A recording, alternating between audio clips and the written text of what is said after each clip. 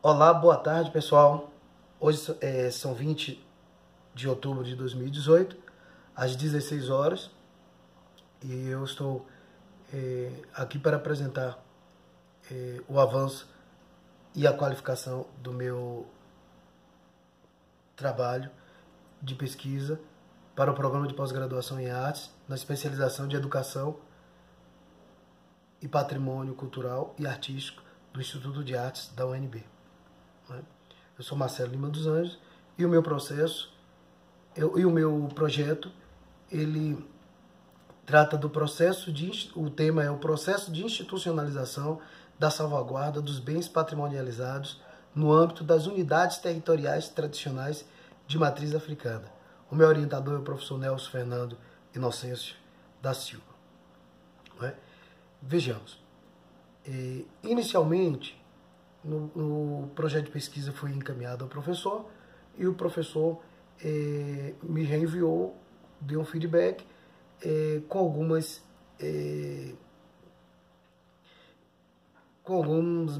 merecidos lembretes. Inicialmente,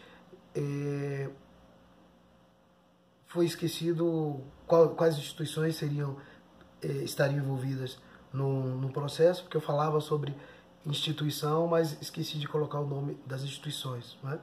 Outra era uma questão um tanto problemática, que eu utilizei um termo como a interligação da salvaguarda em um processo transversal. Inicialmente, eu queria expressar que essa interligação em um processo transversal seria internamente das unidades territoriais tradicionais, haver uma comunicação entre as diversas unidades internas, e de maneira que viesse a gerar um processo organizacional, uma coisa que é complexa. Eu entendi depois que é muito complexo, porque não há, apesar de já existir um complexo organizacional quanto à cultura ritualística e etc., quanto à questão administrativa e a questão de responsabilidade é mais complexa, porque não existe esse fluxograma organizacional. Existe sim um mecanismo usual, ritualístico, que é, de certa forma, centenário, e cada um tem a sua função, mas nenhuma dessa função está vinculada à salvaguarda. Esta é a primeira situação. Um outro lembrete do professor, é uma questão que é a questão do povo e da sua diversidade, que quando se aborda o patrimônio cultural brasileiro, percebemos que a conduta oficial é historicamente marcada pelo descaso com os bens pertencentes a tal universo. E aí, em que ponto, em que momento essa discussão é trazida para dentro se traz essa discussão para dentro da unidade territorial tradicional e tenta-se demonstrar ela para a sociedade. Uma outra na problemática, isso já no problema, que é uma questão quanto à ampliação da consciência, se seria fruto do patrimônio social, de quem seria o fruto desses problemas. Por quê?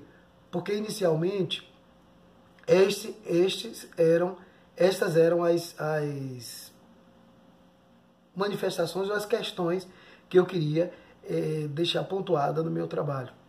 Mas hoje eu trago inicialmente como primeiro capítulo, o escoço histórico do patrimônio artístico e cultural, ou seja, a atuação do IPHAN, ou melhor, da atuação do patrimônio artístico e cultural e, por sua vez, do IPHAN, que compõe este processo. E inicio já o segundo capítulo falando sobre a valoração de bens públicos, aspectos econômicos e contábeis e o equilíbrio de Lindow. na minha introdução eu falo do papel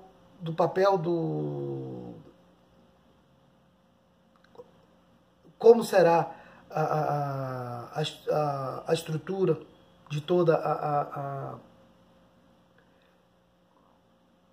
monografia, e utilizo alguns teóricos para embasar o meu pensamento e as minhas ideias no âmbito da pesquisa, né?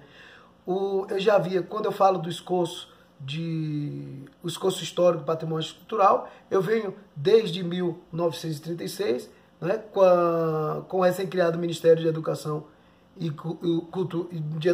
e Saúde Pública, né, de Gustavo Capanema, até os dias atuais, passando por toda essa ideia e concepção inicialmente do tombamento físico, né, dos bens imóveis, né, e depois fala um pouco sobre essa nova tendência após 1988, que é o patrimônio imaterial, né? E aí já venho discorrendo, falo sobre todo o arcabouço jurídico, né? Desde a Constituição, né? Até chegar ao decreto 3.551, né? Que trouxe a necessidade de registro de proteção de bens imateriais, e daí eu cesso essa discussão e passo à valoração de bens e aspectos econômicos, né? Quanto ao objeto, continua o mesmo objeto, né? Claro, com uma pequena alteração, que o objeto ainda é induzir a criação de instrumentos institucionais que viabilizem a consciência social e a promoção de atividades que influenciem o processo de salvaguarda dos bens patrimonializados na comunidade tradicional, expressando os valores históricos, materiais e imateriais, né? Dentro do problema de pesquisa, né, eu trago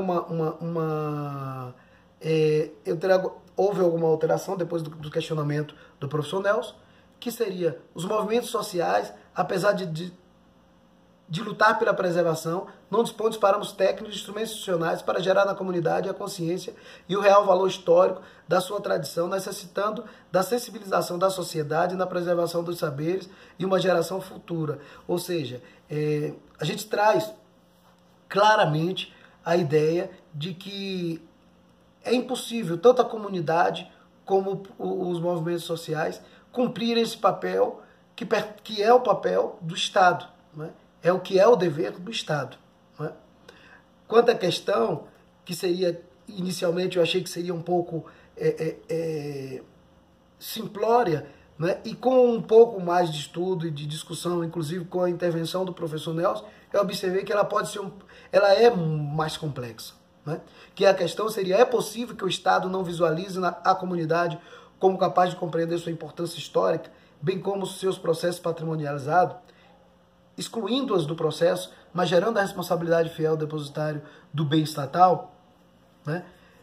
Não seria essa uma incoerência que poderia ser sanada com a participação dos atores envolvidos e um diálogo permanente? Claro, no primeiro olhar, eu imaginei que fosse fácil ou simples, né? Mas com pesquisa, com o andar da pesquisa, eu observei que não é tão simples, né? Porque falta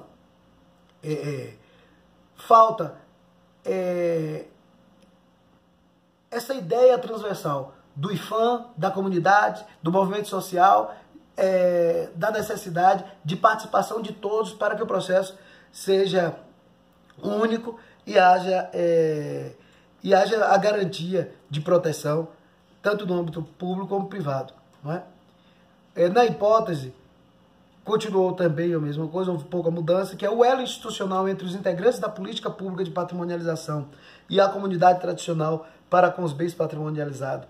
Facilitaria a salvaguarda dos bens, viabilizando a comunicação intersetorial e a composição de dados técnicos que possibilitasse a eficiência e os recursos necessários à eficácia do processo. Eu falei um pouco antes aí, quando eu falei de transversalidade, seria trazer ao processo a limitação do fluxograma organizacional partindo do pressuposto de que sem essa comunicação, né, é impossível pensar em eficiência e futuramente na eficácia de todo este processo. Isto até então parece bem claro, né? E inicialmente é identificável, né, ao longo da pesquisa que nós vamos observar. No objetivo geral, a pesquisa tem como o objetivo geral é estudar o processo de patrimonialização no âmbito das unidades territoriais de matriz africana, bem como identificar os mecanismos institucionais internos que contribuem com a preservação desses saberes e bens tradicionais, né?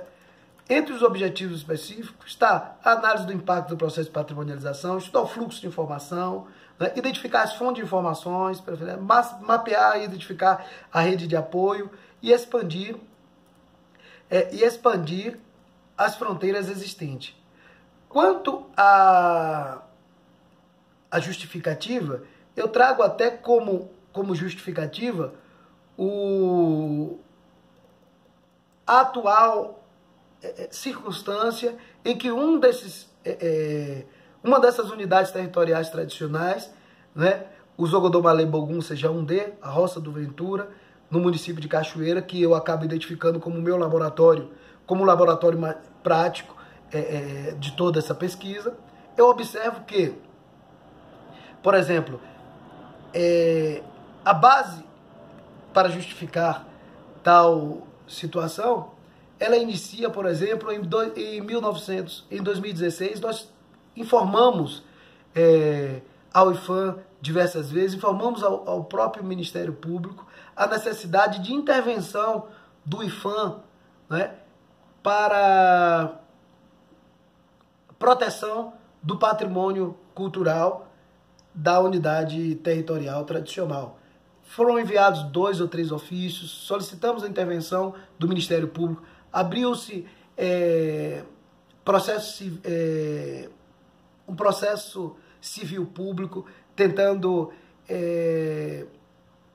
fazer com que o IPHAN assumisse a sua responsabilidade, né? Mas em todos os momentos ficou um tanto difícil. Tão difícil que no último final de semana uma árvore centenária, né, acabou caindo por cima do PEGI e destruindo diversos patrimônios que não pertencem à unidade territorial, apesar dela resguardar este bem cultural, ele pertence à sociedade, ao povo brasileiro e, quiçá, ao mundo, não é? Porque nasce do princípio consuetudinário de vivência de um povo, né? E aí agora eu pergunto de maneira triste, né, se não é justificável, ou se não seria justificável criar um mecanismo, o IPHAN, a própria unidade territorial e o Ministério Público, criar um mecanismo de informação no andamento e deterioração desses bens patrimoniais. Isto reduziria o custo, não haveria necessidade de técnicos, porque nestas unidades hoje nós temos técnicos, temos historiadores, antropólogos, etc., que poderia facilitar e ajudar, trabalhar todos unidos na ideia de preservar este patrimônio, não é? Esta é uma situação. No referencial teórico, eu incorporo aí a noção de referência cultural, não é? E numa nova versão da preservação e de gestão dos bens culturais brasileiros. Eu sempre, em todo o trabalho, coloco a necessidade de entender a unidade territorial tradicional como uma unidade que necessita de gestão, necessita de entendimento de gestão, de entendimento do valor histórico dos bens que ela preserva. E assim eu finalizo a apresentação, até porque da última vez, na apresentação do trabalho, eu deveria ter utilizado cerca de 20 minutos e parece que eu ultrapassei fui quase para o dobro, e agora eu já vejo que além do tempo que seriam 10 minutos na qualificação, eu acabei ultrapassando também um pouco. Mas eu agradeço aos colegas, agradeço a Eliane, agradeço a todos os colegas principalmente o professor Nelson, né? Pelo a Elaine Ruas, o professor Nelson, pela paciência, por estar enviando e ele mandando durante a madrugada os apontamentos que ele acha necessário e as intervenções, né? Obrigado, são 16h14 e eu agradeço. Um abraço.